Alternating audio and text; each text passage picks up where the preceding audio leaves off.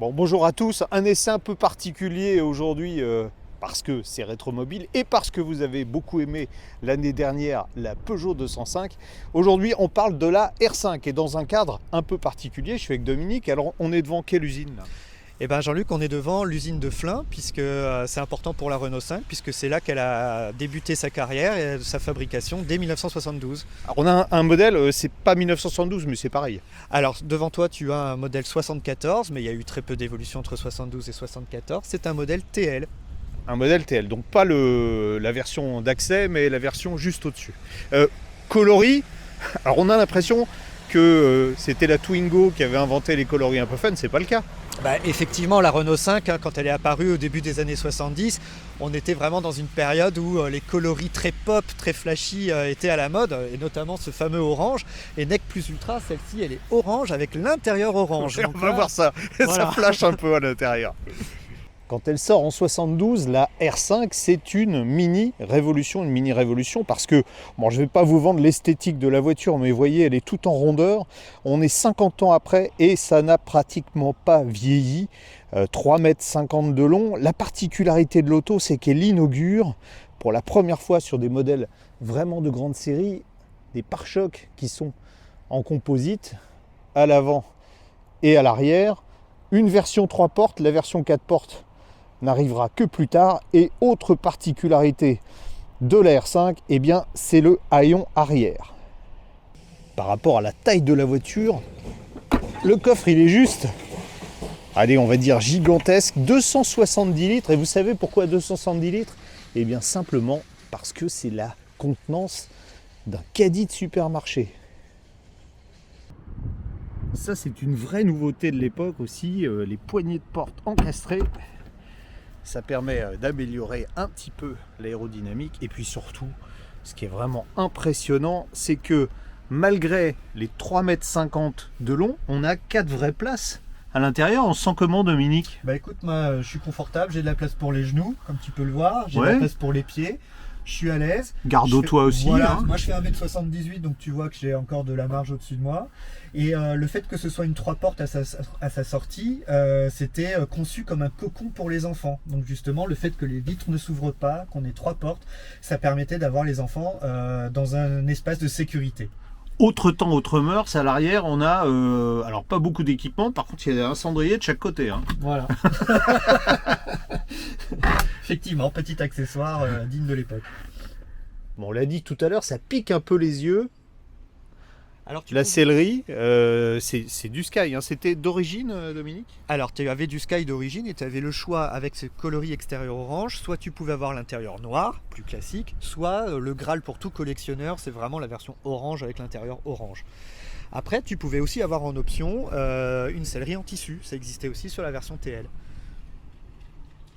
Sur les premières versions, on a ce tableau de bord assez original. C'est joli, puis c'est souple en plus. Hein.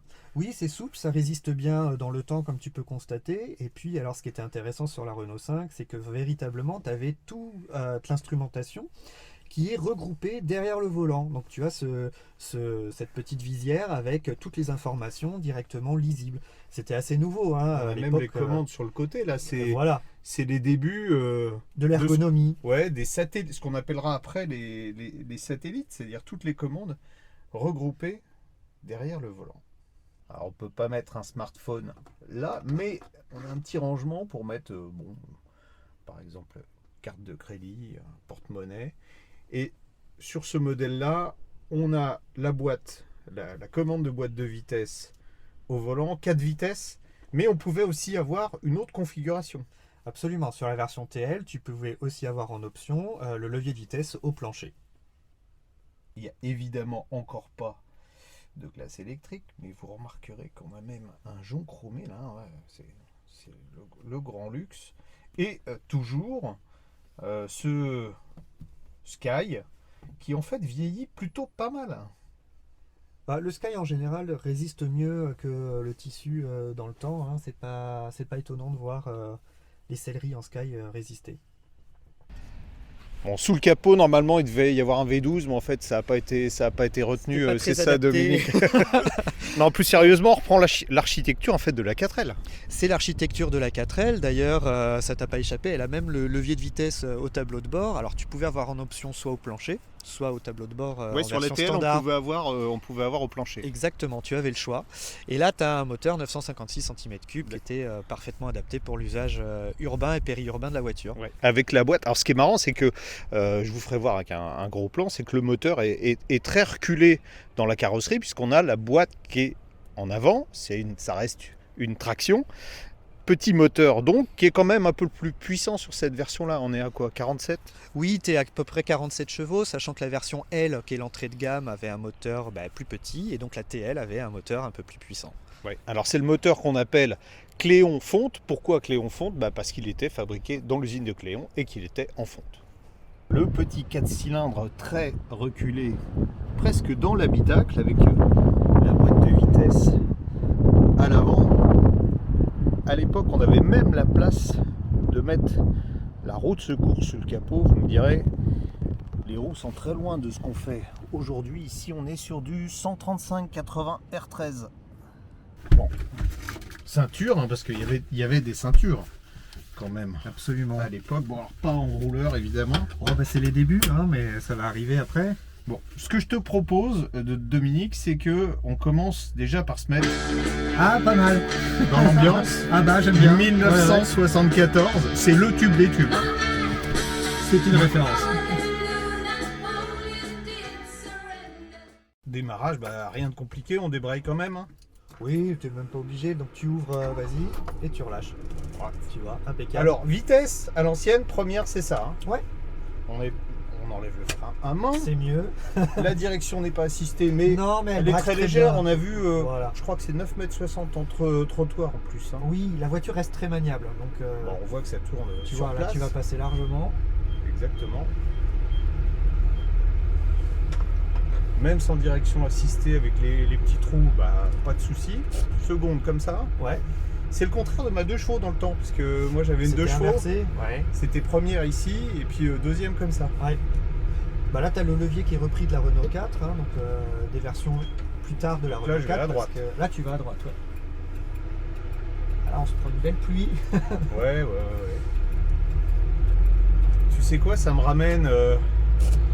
Alors, je vais pas dire combien de temps en arrière, mais j'ai passé mon permis sur une R5. Voilà, donc ça te rappelle les bons souvenirs. Ouais, c'était pas hier. Puis avec cette grisaille, ça apporte la bonne humeur. Orange, intérieur orange, Waterloo en musique, c'est parfait. Alors si tu cherches les essuie-glaces, c'est ici, t'as tout sous la main. Ouais. Hop là. Ça m'allait pas trop mal, hein. Ouais. C'est une voiture habituée au temps d'ici, quoi. Le plus surprenant, c'est le confort de suspension, en fait. Ouais. Parce qu'on est vraiment... Puis les vitesses, ça passe... Ça passe nickel, on peut faire un trajet de plusieurs centaines de kilomètres. Et même les freins, on a des disques à l'avant sur la... Absolument, et sur c'est la la TL. différence par rapport à la L qui elle avait 4 tambours. À partir du niveau TL, tu as des freins disques à l'avant. D'accord. Hop. Ah ouais, 2 vitesses. Eh ouais. Oui monsieur. Tout droit. Tout droit, vas-y.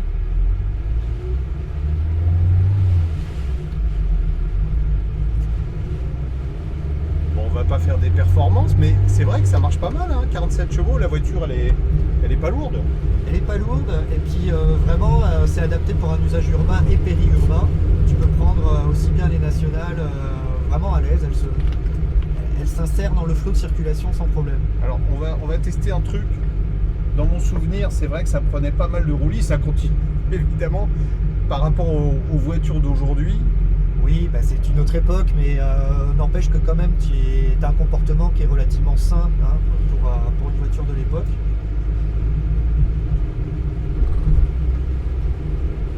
Non, on dirait aujourd'hui compromis, confort, tenue de route, excellent. En plus la voiture est légère, hein, c'est combien ? Moins de 800 kg. C'est 760 kg à peu près. Ouais, ça permet d'afficher des consos qui feraient pas lire de jalousie à un modèle hybride aujourd'hui. Tu as raison parce qu'en fait la Renault 5 c'est la première voiture à avoir à être en dessous de la barre symbolique des 5 litres au 100. Et en fait elle est arrivée sur le marché au bon moment, hein. Elle est sortie en 72 et puis comme tu le sais à partir de 73, premier choc pétrolier, Et donc c'était une vraie alternative économique pour tous les ménages qui roulaient au bord de cette petite voiture. On va pouvoir aller sur la Côte d'Azur, on a le plein. Largement. On t'a grimpé le col du Turini avec? Oui, j'ai eu l'occasion pour un tournage de grimper le Turini avec, alors pas en mode rallye Monte Carlo, mais la voiture était à l'aise, hein, elle grimpait bien. Ça Vraiment... marche pas mal là, on le voit. Hein. La vitesse maxi c'est quoi, 135, c'est ça? Oui, alors bon, il faut vouloir aller jusqu'à cette vitesse-là, Ouais. mais quand bien même elle se fond dans le flot automobile, donc tu es vraiment à l'aise quelles que soient les situations. Parce que là, bon, ça monte légèrement, ça va, je reste en 4e. Voilà. J'aurais presque même envie de mettre une 5e vitesse. Exactement. Si elle existait. Exactement, je me fais avoir moi-même des fois. Non, ça roule bien, hein. Ça roule bien. On n'a pas le sentiment que c'est un véhicule qui a 50 ans. Et oui, tu pourrais l'utiliser au quotidien, même pour aller au travail si tu veux. Oui, en plus, comme c'est une voiture de la DDE, on peut passer partout. Presque. Dominique, ça valait combien en 74 un modèle TL comme ça? Alors une TL 74 comme celle-ci, elle était affichée à 13 760 francs. Ouais. Bon, alors si je convertis en euros aujourd'hui, ça ferait 2100 €, c'est pas très... D'accord, bon bah écoute, je crois que je regarde combien Non, j'ai non, sur elle moi. est pas à vendre, celle-là. Elle n'est pas à vendre, c'est Je la garde. Ah, c'est bête. Ça vaut quoi d'ailleurs en collection les R5 aujourd'hui? Ça commence à être recherché, on est Oui, d'accord. la R5, en fait, depuis qu'on a fêté ses 50 ans en 2022, la cote, vraiment, elle est en train de s'enflammer. Donc, une TL comme ça, c'est 5 000, 6 000 €, mais évidemment, ça dépend Non, de son état. pas dans cet Exactement, état-là. c'est ce que je dis, ça dépend de son état. Si tu as vraiment un état parfait, ça peut vite s'envoler à bien plus que ça. Ouais, ça peut valoir quoi, 15 000 € un modèle comme ça?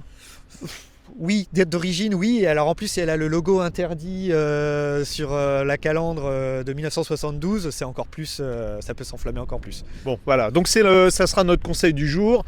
Si quelque part vous trouvez chez Mémé une Renault 5, surtout, vous la gardez. C'est un bon investissement pour l'avenir en collection.